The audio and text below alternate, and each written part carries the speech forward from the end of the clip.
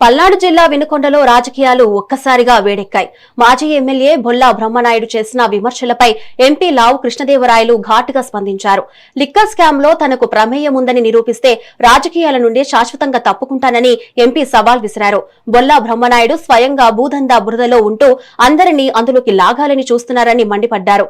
గతంలో వైసీపీ ఎమ్మెల్యేలు అందరూ దోచుకున్నారని బొల్లానే విమర్శించారని గుర్తు చేశారు. స్కామ్ గురించి నా మీద మాట్లాడితే ఇంకా దాని గురించి ఆయన విఘ్నత ఆ విధంగా ఉందని, దానిపైన అవగాహన కంటే కూడా అవగాహన ఆ విధంగా ఉందనేది మనం అనుకోవాలి. అవగాహన లేకుండా ఆయన బురదలో ఉన్నాడు కదా, 10 మందిని బురదలోకి లాగుదామని చెప్పి ప్రయత్నం తప్పించి ఒకటే చెప్తా ఉన్నా, ఢిల్లీలో అంత పెద్ద లిక్కర్ స్కామ్ అయింది. లిక్కర్ స్కామ్ లో ఒక ముఖ్యమంత్రి, ఢిల్లీ ముఖ్యమంత్రి జైల్లోకి వెళ్ళాడు. ఇంకో ముఖ్యమంత్రి కూతురు జైల్లోకి వెళ్ళింది. మాజీ ముఖ్యమంత్రి, ఆంధ్రప్రదేశ్ మాజీ ముఖ్యమంత్రి ఆయన బినామీ శరత్చంద్రారెడ్డి జైల్లోకి పోయాడు. ఇంతమంది జైల్లోకి వెళ్ళిన తర్వాత, ఇంతమంది కేసులో బుక్ అయిన తర్వాత నిజంగా నాకు దాంట్లో ఒక్క రూపాయి లాభం వచ్చినా, లేకపోతే ఒక్క రూపాయి దాంట్లో నేను ఇన్వెస్ట్ చేస్తున్నా కానీ, నా పేరు గాని నా గురించి గాని అంతమంది మీద కేసు పెట్టినప్పుడు నా గురించి ఎందుకు పెట్టకుండా ఉంటారు?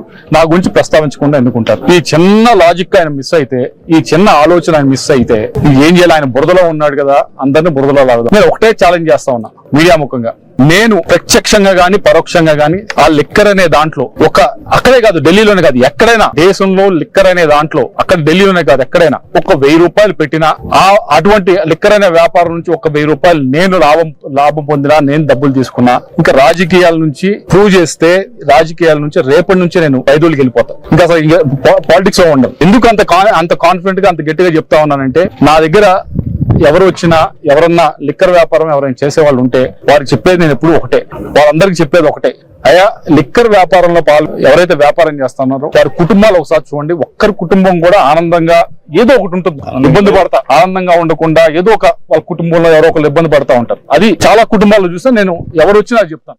ఇంకా లిక్కర్ స్కామ్